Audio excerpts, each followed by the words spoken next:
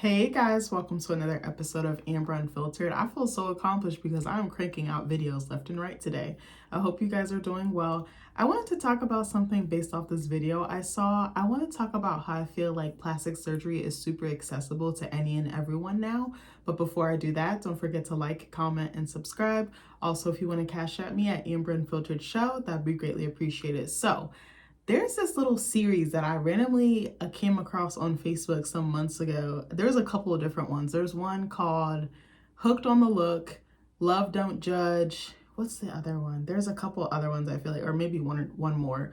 But they're like these like little mini, they're almost like little mini episodes of TV or like a vlog or something to that, maybe not a vlog, but it's like everyday people and they have very unique stories. Like Hooked on the Look can usually involve like surgery, or if someone is like really hooked on like a certain era. Like there was a really cool one. I think there was a girl who was like obsessed with the 50s. She had like 50s car, 50s hair, 50s clothes. Even her house was like extremely decorated to that time period, or decorated like that style.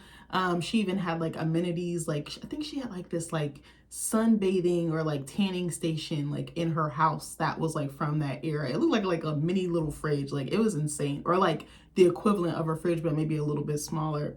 But I thought hers was pretty cool. She would like go antiquing and stuff like that, and I thought that was pretty tight. A lot of people were shitting on her, but I was like, she ain't hurting nobody. Like that's not a look that's not obsessive or rooted in like body dysmorphia or like mental health issues, because the other ones tend to be like people who overdo plastic surgery. There was one with this guy, he had nails like out to here, like, but I think it was like some trauma rooted in there, because he was saying that his grandmother who had passed had really long nails. And I was just like, okay. So I had seen this video on there. Also, let me back up. And Love Don't Judge is like very unique couples, like maybe people who are polyamorous, or you know, people who might have fallen in love with someone else. Like there was one, I think it was like a queer or a lesbian couple. It was two women that had gotten married and then they both fell in love with their bridesmaid, like shit like that. It was so insane. I was like, oh my gosh. I just like watching for educational purposes, but also to see what other people are saying, because they be reading bitches in the comments. Sometimes it can be people who are like in love with inmates or prisoners and stuff like that. They be so insane. So anyway, I saw one, or let me back up. They'll have people with like disabilities and things like that. And it's kind of refreshing to see people with disabilities be loved, because they deserve love too. At the end of the day, that's what all of us want. Who doesn't want to be loved? And who doesn't want to find that unconditional, knock you off your socks love? There can be people, what am I trying to say? Maybe people who are like sugar babies, sugar daddies, or people who are like online content creators or do like sex work, but are in marriages or in relationships and things like that. It's very fascinating. Like I'm hooked on them. I could watch them all day long, which is my toxic trait. So anyways, I saw this girl on there. I forgot what her name was, but it was a black girl on one of them. And she said that she was a pastor, but she was like, I don't know if she did OnlyFans or anything like that, but I think she said, I'm a pastor with a BBL. And I said, baby, the title alone is sending me. So I was like, I gotta watch. Keep in mind, I don't have facts for this video. It's more of just like an opinion, really. I was like, damn, I should probably have taken some notes, but I was like, I'm just gonna go off the cuff, fuck it. So I see this girl on there. She's a pretty girl and she's thick, of course. You know, she's gotten some work done, which is fine. But it was fascinating because I was like, any and everybody could get a BBL. Anybody could get a boob job. Anybody can get their lips done. Anybody can get fillers done. I remember when there was a time where it seemed very exclusive to like celebrities or proximity to money or wealth or a public figure. Like I'm thinking of someone like a Pamela Anderson. Who's the other girl? There's another blonde chick. Oh my gosh. Why am I drawing such a hard blank? Ah, dang, I had a name in mind, but I'm thinking of like a Pamela Anderson or somebody in that realm, how like they could get it because they were with powerful men and they probably had opportunities of their own based on who they were with, or even before that, because I think she was modeling and doing other stuff like that. But I was thinking about how we used to just see celebrities with it, or like if it was like a rapper's girlfriend, but it was just that girlfriend, like Jada Chavez, like Jada Wada, or Ari Fletcher, or who was another one? I don't know if India Royale has had work done. I'm trying to think who's another like black girlfriend of like an entertainer. God, Even look at I was gonna say Timothy, Tyrese Gibson's girlfriend, Zelly Timothy or Zeely Timothy. But I was thinking about how it used to be very exclusive, and like only the people that had access or were close to that wealth could afford it or could get it. Or even, you know, sometimes exotic dancers, I don't like calling them strippers, but even then, like those girls, like I'm thinking of like Gigi from Angela Yee's like Lip Service, like a girl like her, or Stephanie Santiago who's on that, you know, or like the video vixen girlies like Delicious. Oh my God, who's another one? I'm drawing such a hard blank. Or like a Drea Michelle, or dang, I can't think of any right now. But you know what I mean? Like those girlies. It was just like exclusive to like the entertainment industry, I feel like. Or even if they were a woman who was seeing someone that was very powerful. Like I'm thinking, I don't know if she had work done before she met him, but like Lauren Sanchez and like Jeff Bezos, like somebody of that status. I'm like, okay. Um, I keep thinking of Holly Madison from the Playboy Mansion, and like Kendra Wilkinson. I loved Kendra. She was my boo. I loved when her and Hank were together. I was so fucking blown when they broke up because I was like, Hank, you had one job. They were so cute to me. I loved their show.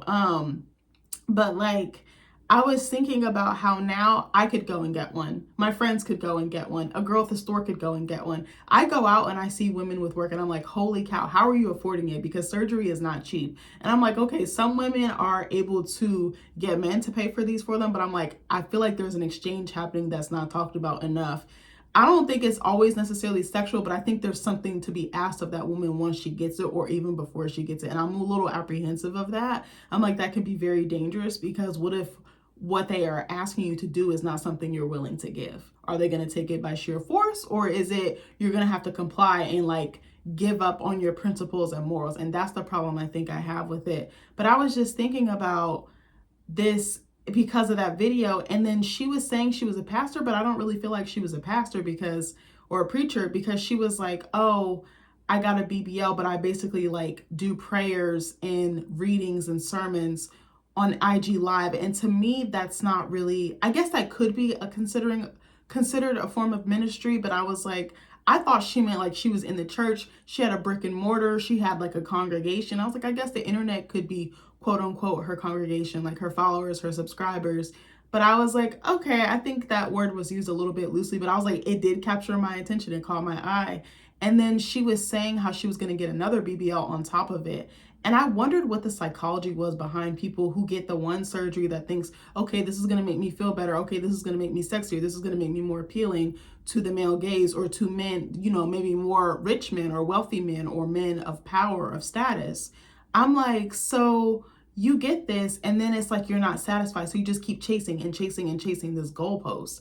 And it makes me wonder, what makes you think the one that you have right now is good? I think that's the problem I have with plastic surgery. Just a tad is, or something that I find concerning or alarming, is that people will get it and I think they look great with the one that they have, and then they keep getting more and more and more and more. And I'm like, why?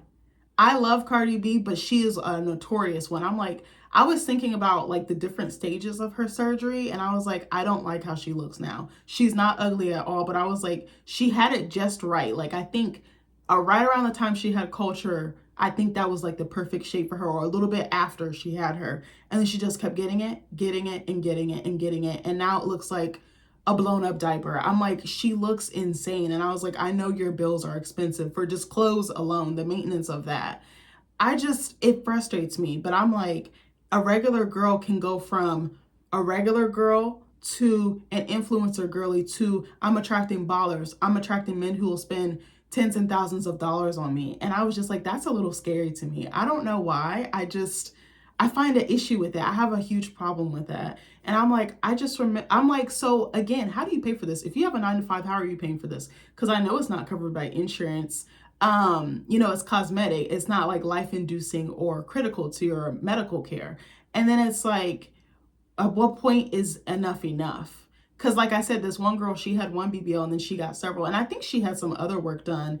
And then she had a cousin that she was close with, I think, that had gotten one, and then she was going to get another one. They were going to sneak and get one. And she's like, well, we're not going to tell my aunt, and whoop-de-whoop. And I was just like, that is so weird to me. And I was like, so you want, I wonder why we can't accept our bodies the way that they are, that they don't have to be perfect, that And I wonder about these men that are attracted to that body type. I'm like, why? Because there's so many women that look like that now that it's not even original. It's not even fresh. I remember when it was just like Ari and Jada and like select girls that had these body types and they were like up here. And then it's like now, again, I could go tomorrow and get one. And I could be, if I wasn't with my husband, I could probably attract that baller. I could probably attract that guy that's going to drop that bag on me, that fine dining experience or a private jet vacation or a luxury trip or whatever the case may be. But it's like, what are you giving up in exchange for that? And it's like, why is there a fixation or an obsession with this type of lifestyle? I think that type of lifestyle is too fast and it's going to get you caught up. And I feel like it's low-key dangerous to promote it and to still perpetuate it. I think that's the problem I have with it, because it's like all that glitters is not gold.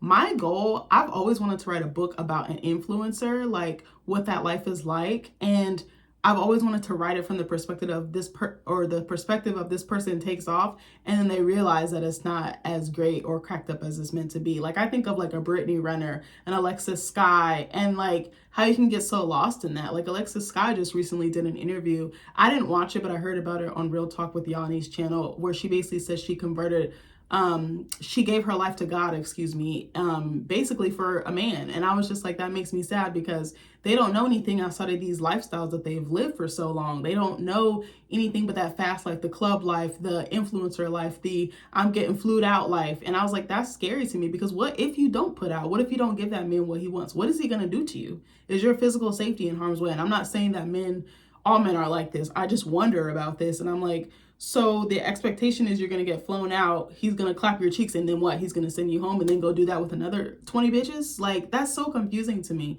But I wonder, I feel like I had a point. I kind of went on a tangent there. I'm sorry. But like, I just wonder why this is the new wave. But I see that some people are like reversing their surgeries or like taking the fillers and things like that out. Like Black China, I know she's not the first one, but she's like the most notable one that took her stuff out. And I'm so happy. Did K Michelle start taking hers out too? Or is she starting to? I feel like there was someone else that was talking about taking them out. I think Dream Doll might have mentioned it. I'm not too sure. Dream Doll is fine as hell too, by the way. I have such a crush on her. But I wonder at what cost will we like stop, and like what does it cost both parties involved?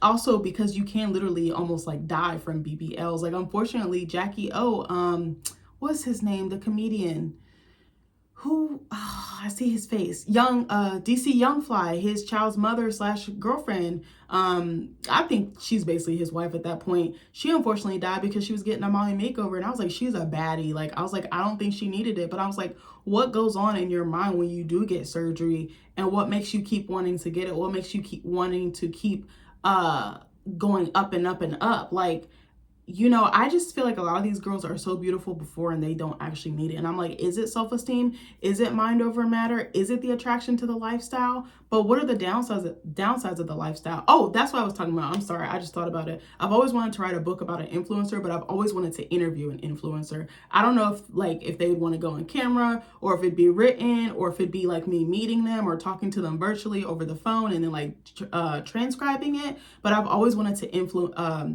an influencer and really get the nitty gritty in the game, because I was like, I feel like what's being portrayed is not always 100% true, or like it looks good on the surface, but then it's not. Like Alexis Sky was talking about how she's just so used to getting like fast money and not doing things like the right way or with ethics. And I was like, I'm very curious, what does it cost that woman? What does it cost? It costs you your body, it costs you your time, it costs you your energy, it costs you your health. And I'm like, so are there any influencers who have done it and regretted it and like don't influence anymore? Like, I'm so curious about this. Please, if anyone knows of anybody that I could like talk to about this, like I've thought of like messaging like an influencer or something like that, but I'm like, they don't know me from a can of paint. I'm literally like a nobody from like a small town. But I was like, I would love to hear from somebody. Like, please give me game. Like, I would just, even if I didn't record it, I just would really want to honor that story, because I really think that it needs to be told and somebody needs to speak up and say something instead of like keep showing how great it is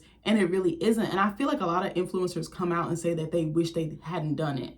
And I'm like, but why? And I'm like, what is it like to attract the baller, to attract the wealthy man? What is it like being with a rapper? What is it like? We know some stories like who is it?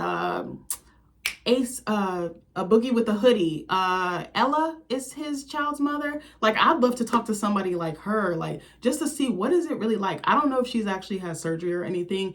If she has, that's fine. Like, I think she's a beautiful girl. Ella Bands, I think, is it? I mean, I'd really want to know like an Ari, a Jada, someone in that realm, even if they're not on the same like the same level of success or fame or like attention or popularity is what I'm trying to say. Like, there's a girl that I liked on YouTube. I think her name was Lexus Makaya. I loved her channel, like, because she was so fucking real and relatable, and she was like an influencer on her climb. Like, she's not, you know, on the previous girlies level that I mentioned, but I could see her going there. And then she started getting surgery and stuff like that, and I kind of stopped watching. But I was like, I'd love to know, what is it really like? What is that nuance like? What is that transition like? And do you wish you could go back to your old life, or is it the same? But I just kind of hate the fact that surgery is so accessible and is so advertised, and is even people knowing the risks and the complications, they still move forward. And even the girl in the video I talked about on like that Love Don't Judge or like Hooked on the Look or whatever the case may be, she said she had like her own like rehab center for girlies that got surgery. And I was like, that's actually kind of tight. And she was like, she ministers to them. I think her aunt and cousin work there as well, but it's like a safe place, and like people help them with their diet and like help them drive around. Like, it was a really cool idea. I want to say it might have been based in Florida or something like that. I don't remember the name of it. Maybe if I can remember the damn video or find it, maybe I could plug it in the comments below. But yeah, I don't know. I really feel passionately about this topic. Maybe I'll like write some type of paper or something about it, but I really would love to know, why is it so accessible? And will plastic surgery go out of style? Will it go out of trend? Or will it keep perpetuating? And will we keep, unfortunately, losing people? Or will people like wake up and smell the roses? Like, I'm very, very curious. But let me know what you guys think of this video. Let me know, how do you feel about plastic surgery? Do you want plastic surgery? Do you know anybody with it? What do you think is the trade-off when you get it and try to enter this like next level or this next peak or like echelon? But let me know. I love you guys so much, and I'll see you in the next video. Bye.